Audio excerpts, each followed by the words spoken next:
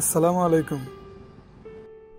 নওয়াববাড়ি মসজিদ, যা ধনবাড়ি মসজিদ নামেই বেশি পরিচিত। মসজিদটি টাঙ্গাইল জেলার 12তম এবং শেষ উপজেলা ধনবাড়ি উপজেলার পৌরসভায় শহরের কেন্দ্রস্থলে অবস্থিত। এটি জেলার প্রাচীন ঐতিহাসিক স্থাপত্যের অন্যতম নিদর্শন।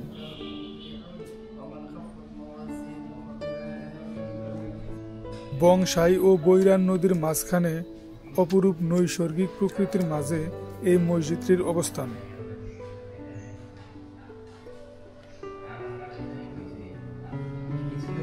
চন্দ্রবংশীয় রাজা যশোধর সাবেক পুখরিয়া বর্তমানে ধনবাড়ি এই অঞ্চলের শাসক ছিলেন মুঘল আমলে।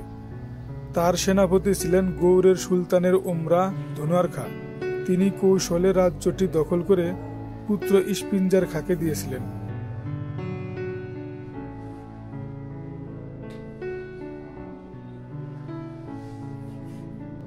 ধারণা করা হয় এই ইস্পিঞ্জার খাঁ এবং তার ভাই মনোয়ার খাঁই ছিলেন এই মসজিদের প্রতিষ্ঠাতা।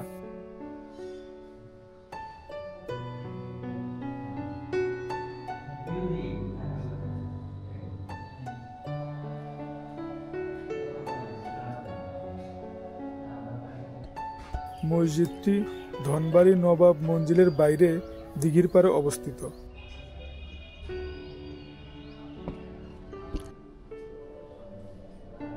সাতশো বছরের পুরনো মসজিদটি সুনিপুণ কারুকাজ সমৃদ্ধ, যা দেয়ালে দেয়ালে প্রস্ফুটিত।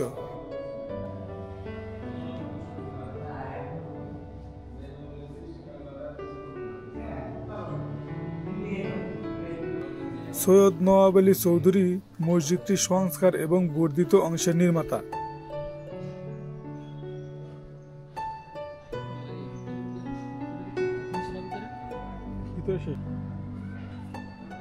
তাই অনেকে সৈয়দ নওয়াব আলী চৌধুরীকেও প্রতিষ্ঠাতা হিসেবে মনে করেন।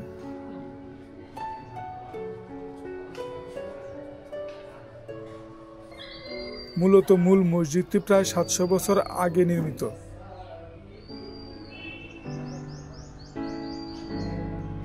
এই মসজিদের একটি বিস্ময়কর ঘটনা হলো, এখানে 24 ঘন্টা কোরআন তেলাওয়াত করা হয়, যা কখনো বন্ধ করা হয় না। নবাব বাহাদুর সৈয়দ নওয়াব আলী চৌধুরী তার মৃত্যুর 2 বছর আগে থেকে মসজিদের পুকুর পাড়ের অংশে কোরআন তেলাওয়াতের রীতি চালু করেন এবং মৃত্যুর সময় ওসিয়ত করে যান কোরআন তেলাওয়াতের স্থানে তাকে দাফন করার জন্য।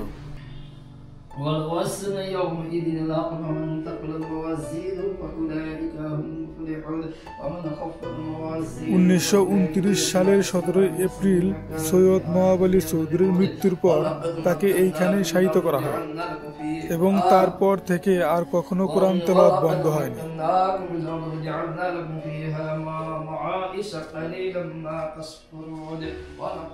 এই সর্বক্ষণ কোরআন তেলাওয়াতের জন্য এইখানে 5 জন হাফেজ কারি নিযুক্ত আছেন, যারা পালাক্রমে কোরআন তেলাওয়াত করে থাকেন।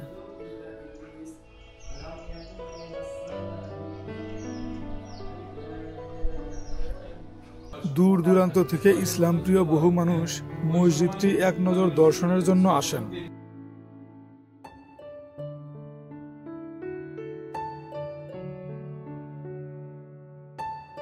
মসজিদটি একেবারে শহরের কেন্দ্রে হওয়ায় সহজেই আসা যায়।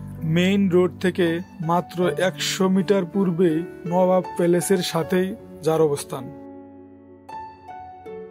ইসলামী স্থাপত্যের অপূর্ব নিদর্শন এই মসজিদটি যে কারো নজর কাড়বে।